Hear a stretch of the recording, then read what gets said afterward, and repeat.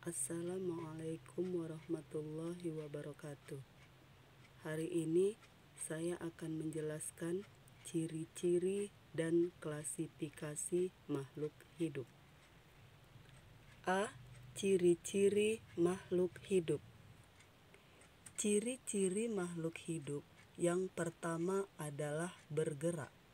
Secara garis besar, makhluk hidup itu kita bedakan menjadi 3, yaitu manusia, hewan, dan tumbuhan.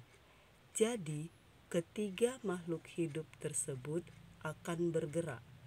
Manusia ada yang bergerak dengan cara berlari, ada yang bergerak dengan cara berjalan, dan sebagainya. Hewan ada yang bergerak dengan cara terbang, berenang, melompat, dan sebagainya. Tumbuhan pergerakannya tidak begitu jelas terlihat karena perpindahannya tidak berpindah tempat.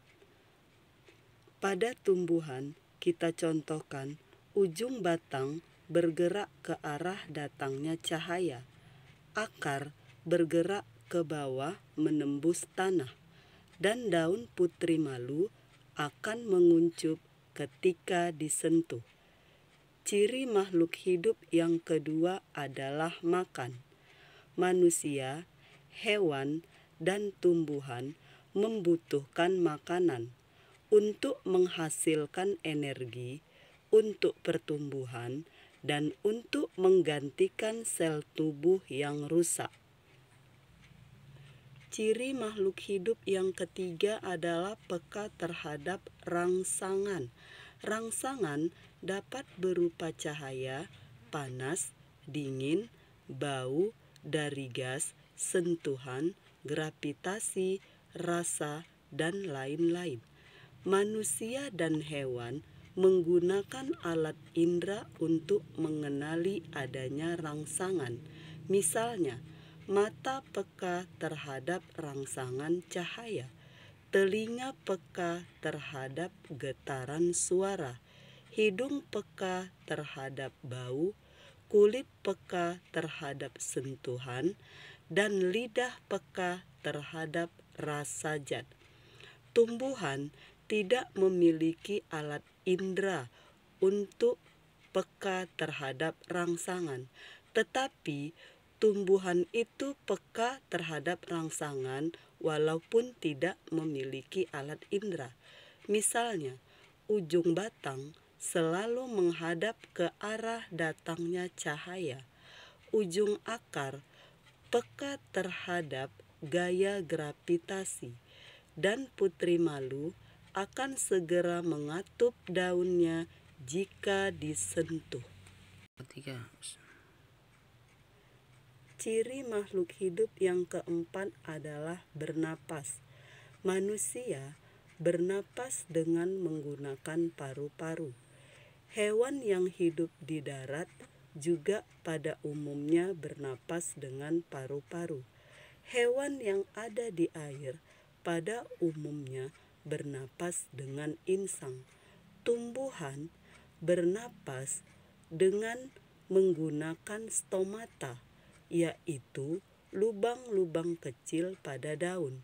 Selain dengan stomata, tumbuhan juga bisa bernapas dengan lentisel, yaitu lubang-lubang kecil di batang.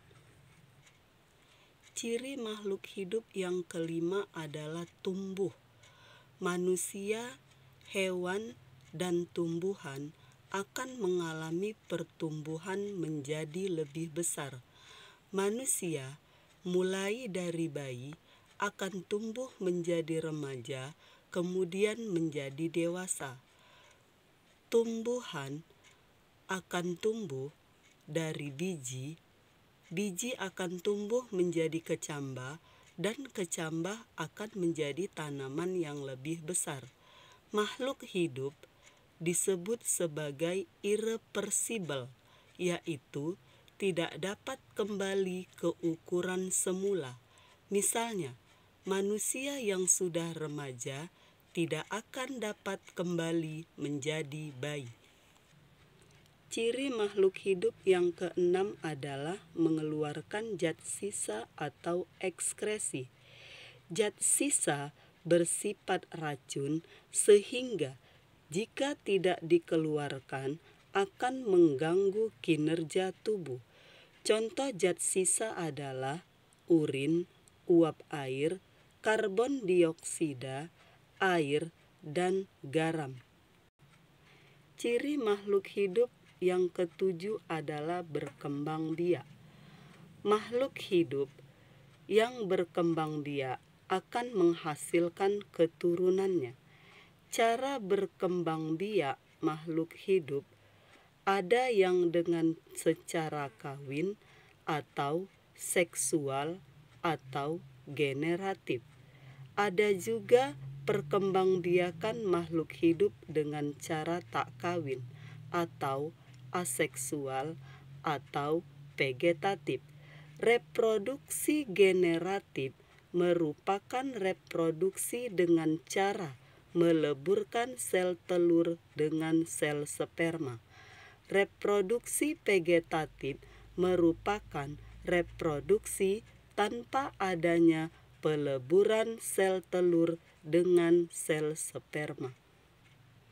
Ciri makhluk hidup yang kedelapan adalah beradaptasi.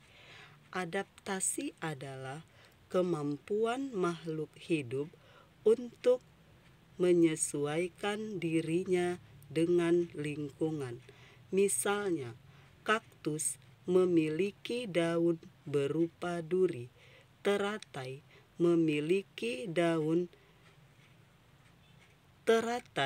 memiliki daun yang lebar. Pohon jati akan menggugurkan daunnya pada musim kemarau. Sampai di sini materi kita hari ini. Saya harapkan jangan lupa dicatat di buku catatannya dengan rapi. Assalamualaikum warahmatullahi wabarakatuh.